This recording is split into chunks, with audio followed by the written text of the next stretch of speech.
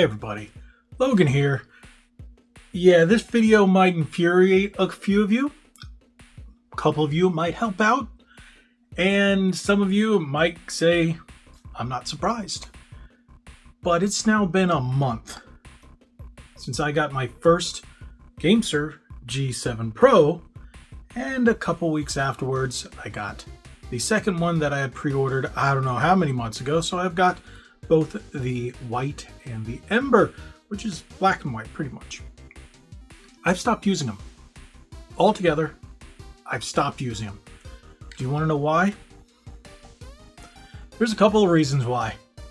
And with the wireless version coming out, I'm hoping they address that.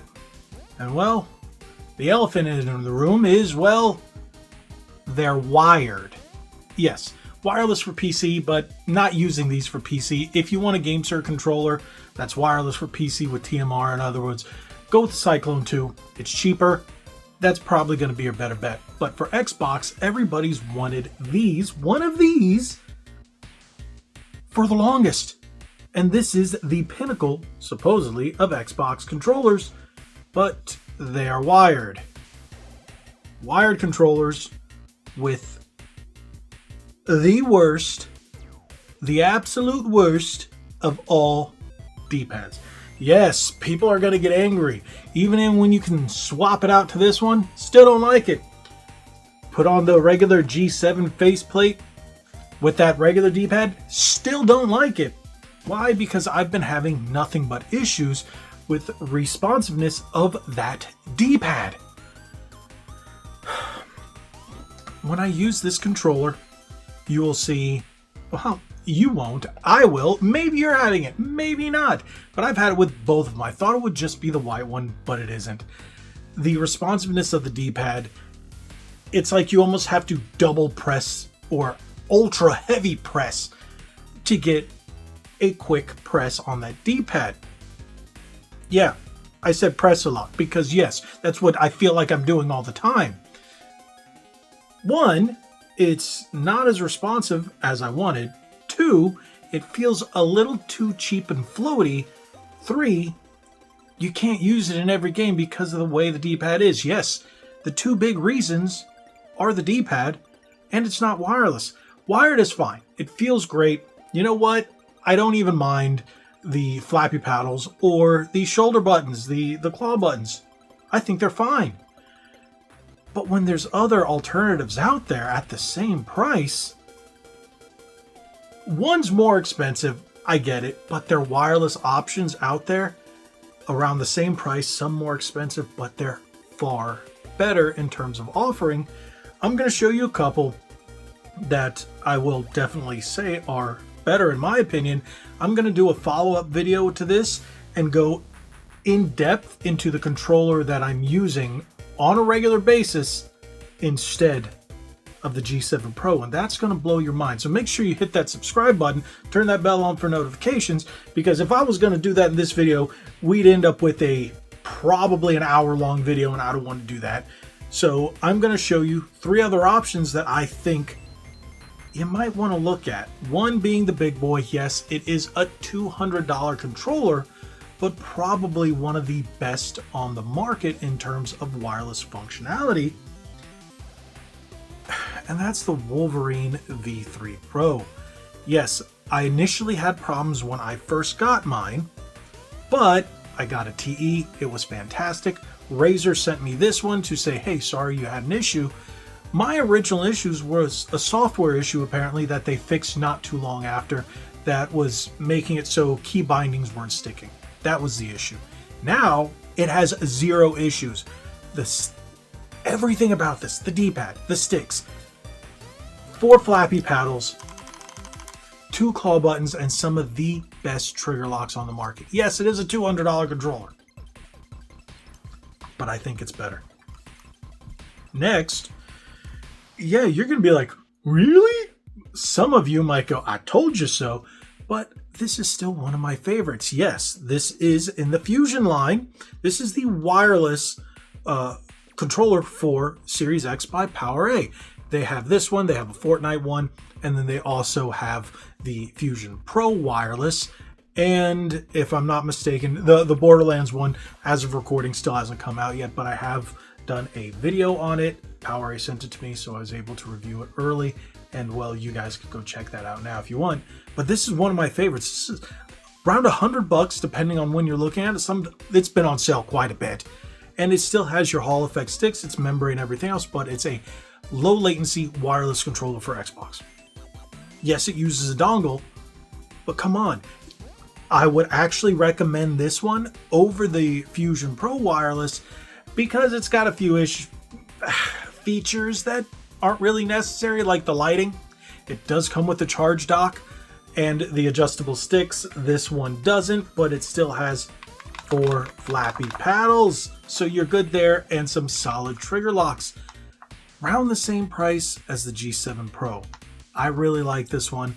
I think it's just well worth the money, no matter which version you buy. And like I said, they're on sale quite often. The next one is pretty rare, dare I say. Okay. That's actually this one.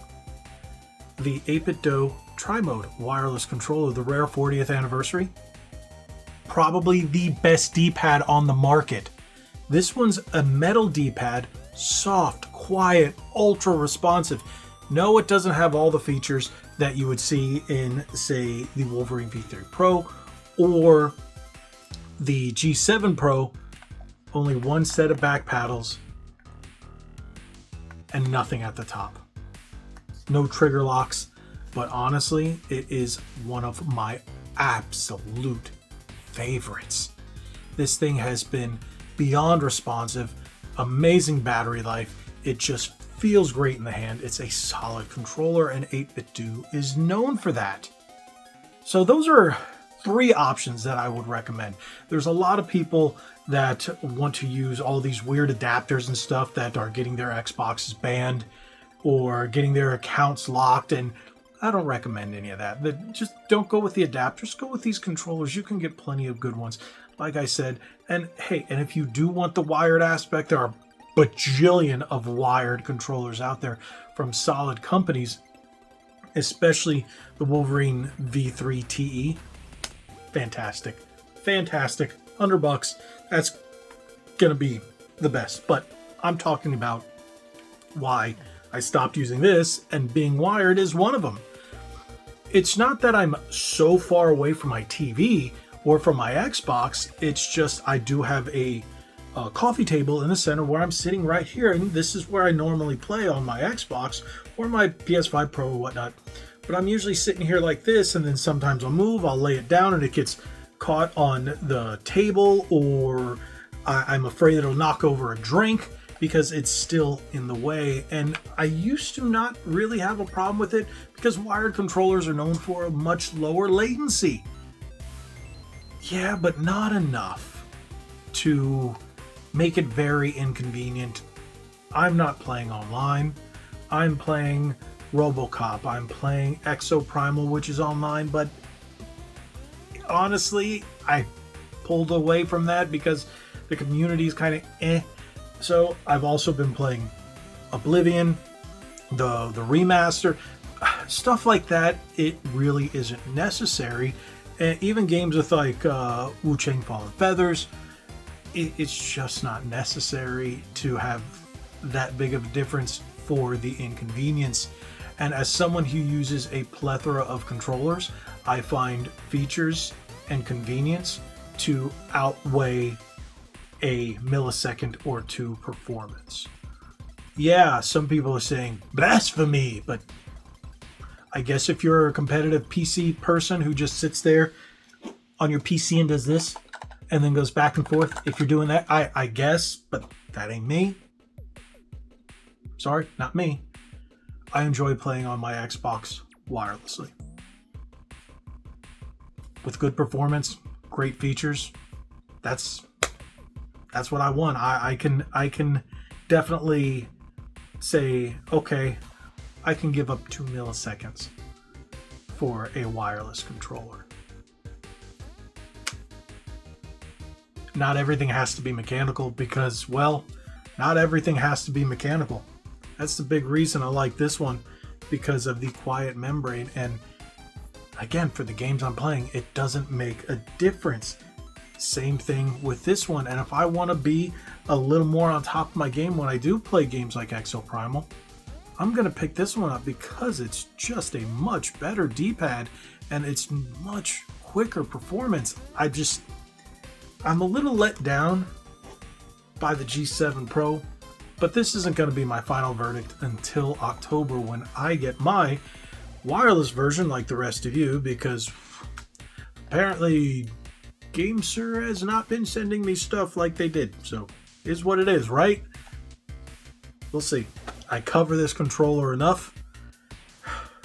I should have known. Honestly, I should have known because I was looking forward to this way too much and my hopes were way too high. Is what it is, right?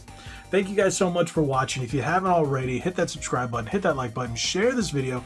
Now you see why I didn't go into the individual controllers to tell you which one I've been using and why. Because look, we're already almost about a third of the way through what the other video would be if I tacked on all that. Maybe even more. It might even be a 45-minute video. Yeah, let me stop because I am going to go on a rant.